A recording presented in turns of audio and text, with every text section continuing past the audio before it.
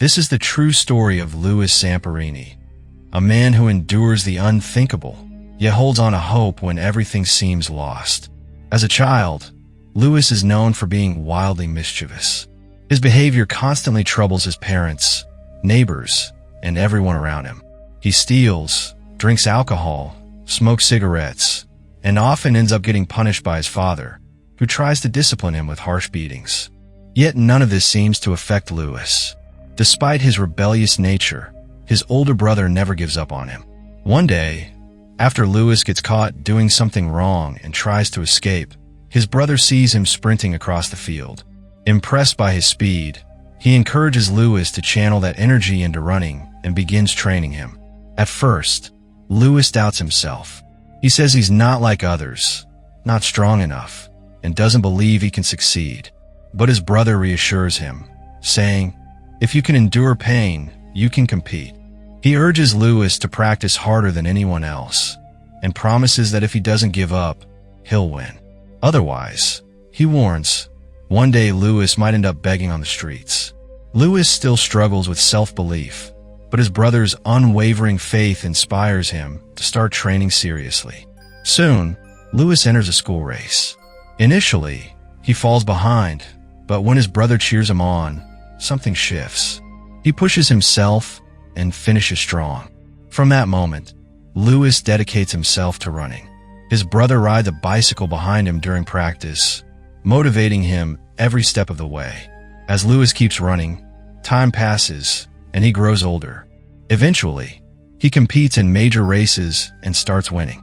In one race, he runs a mile in just 4 minutes, an extraordinary feat no other American schoolboy has achieved.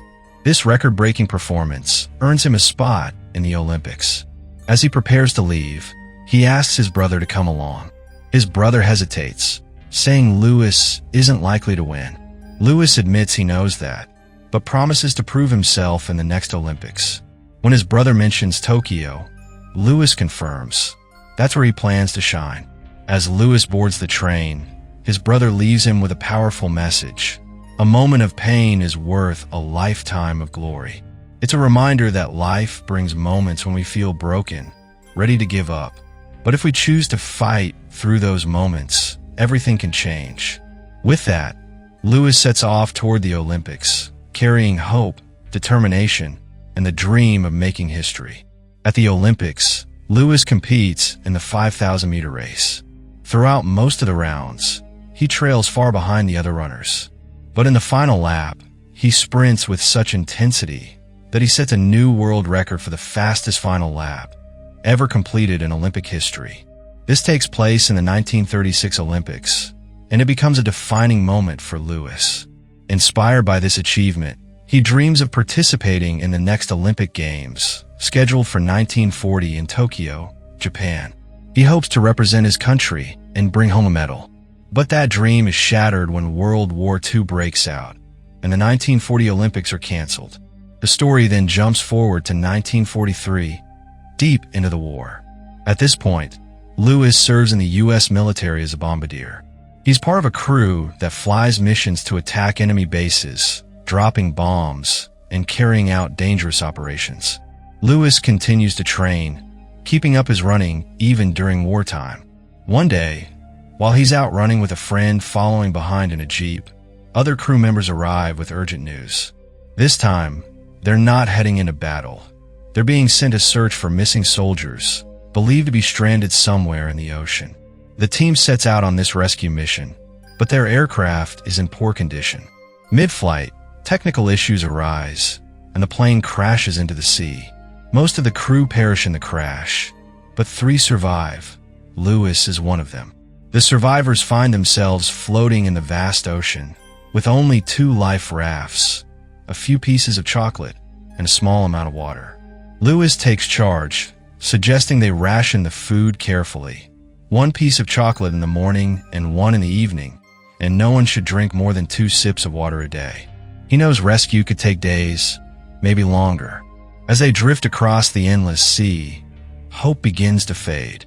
One morning, they spot a plane overhead and desperately try to signal it with gunfire and splashes in the water. But the plane doesn't see them and flies away, leaving them devastated. Days pass, and hunger and thirst begin to take a toll. The salty ocean water is undrinkable and makes them sick. They sit silently in the raft, weak and hopeless. Suddenly, a large bird lands on their raft. It's a rare opportunity for food, and they know they can't afford to miss it. With great care, they manage to catch the bird and eat it. But their bodies can't digest it properly, and they all begin vomiting. Then one of them suggests they try fishing.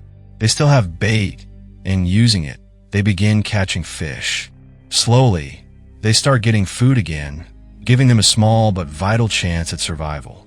One night, while everyone is asleep, a violent storm erupts over the ocean. The waves crash with terrifying force, and the survivors feel as if their lives are slipping away. It's in moments like these, when death feels near, that the true value of life becomes clear.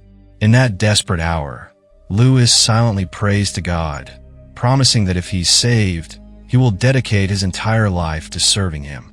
Miraculously, they survive the storm. Though they manage to catch fish for food, fresh water remains a challenge. Then, fortune favors them. A sudden rainfall begins. Overjoyed, they drink the rainwater and collect as much as they can to store for later. Soon after, they spot a plane flying overhead. They try to signal it, hoping for rescue. But the plane belongs to the Japanese military, and instead of help, it opens fire on them. The men dive into the ocean to escape the bullets, and somehow, they survive. However, one of their life rafts is badly damaged during the attack. Bullets pierce through the material, and while they manage to repair one raft, the other is completely destroyed. Now, all three men must squeeze into a single raft, which is far too small for comfort. By this point, they've been stranded at sea for over 35 days. The physical and mental toll becomes unbearable for one of them, and he tragically passes away. Only Louis and one other survivor remain. Their condition worsens. They're too weak to speak, too frail to stand. After 47 grueling days adrift, a Japanese ship spots them and takes them into custody. Now prisoners of war, Louis and his companion are transported to a camp deep in the jungle. There, the Japanese soldiers recognize Louis as a famous Olympic athlete. They even have a photo of him. They interrogate the two men, then transfer them to another camp located in Tokyo. Upon arriving at the Tokyo camp, they discover many other prisoners held in similar conditions. The camp is run by a ruthless officer named Corporal Watanabe. He declares that all of them are enemies of Japan and will be treated accordingly. While addressing the group, Watanabe notices Louis looking at him. He walks up to Louis and demands that he look directly into his eyes. As soon as Louis does, Watanabe strikes him violently with a stick. He repeats the command several times, "Look into my eyes," and each time, he hits Louis harder. Finally, he warns Louis never to look into his eyes again. That evening, the prisoners are shown their sleeping quarters, and the conditions are appalling. The space is filthy, cramped, and barely livable. The next morning, all the captives are summoned to the yard, where the camp's officer arrives.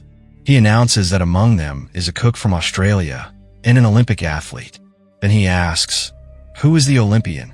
Louis raises his hand. The officer already knows who Louis is. He's aware of his Olympic background.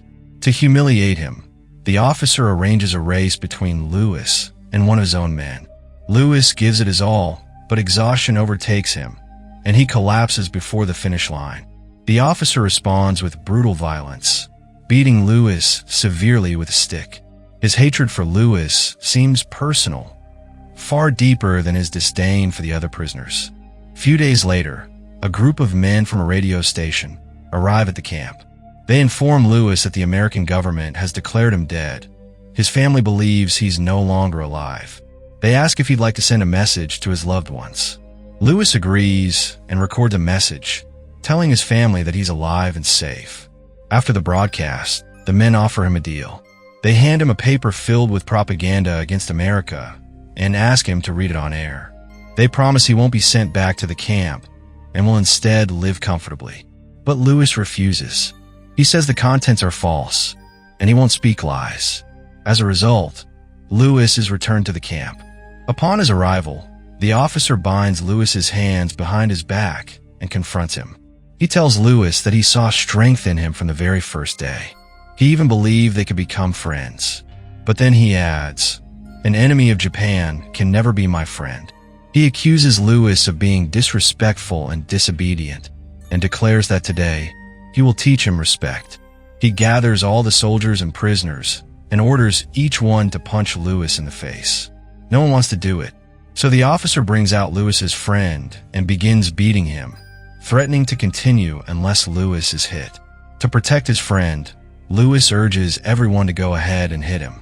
One by one, 115 punches land on Louis's face. By the end, his condition is devastating.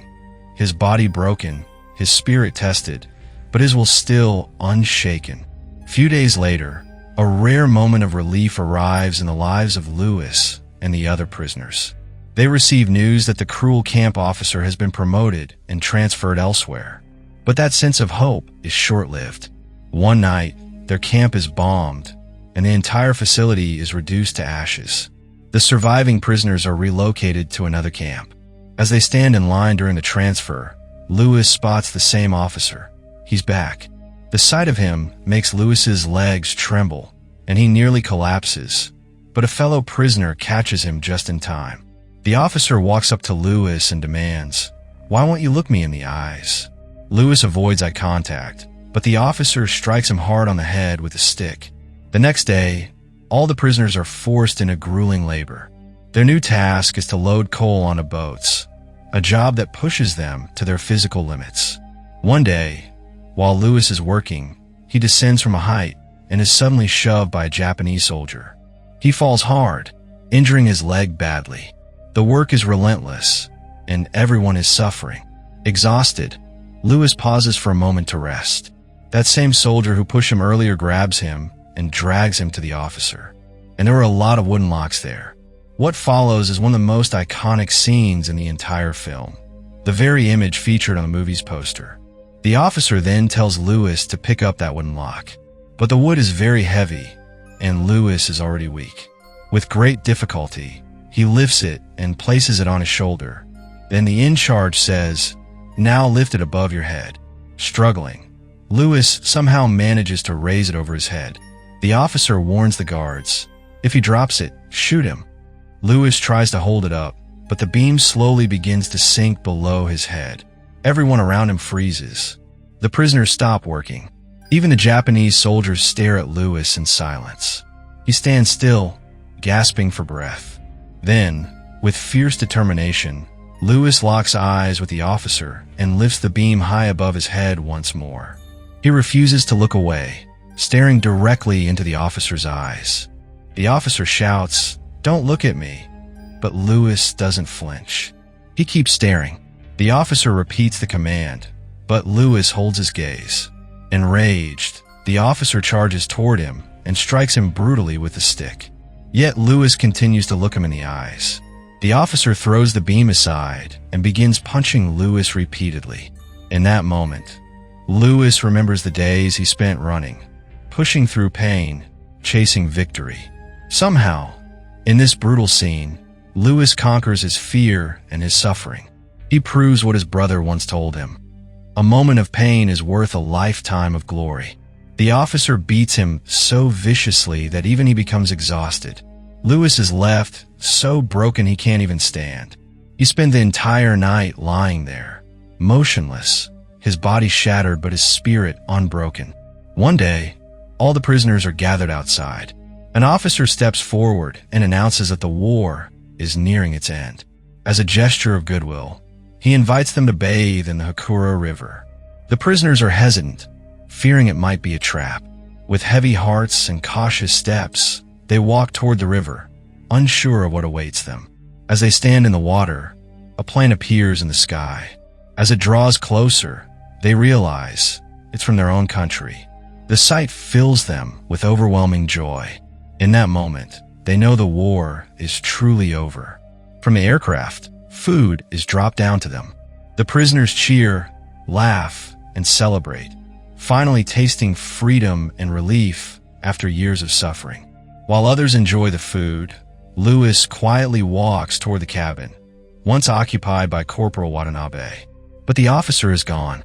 All that remains is the same wooden stick he used to beat Louis, and a photograph of Watanabe as a young boy standing beside his father. It's clear Watanabe has fled. Louis returns to his homeland.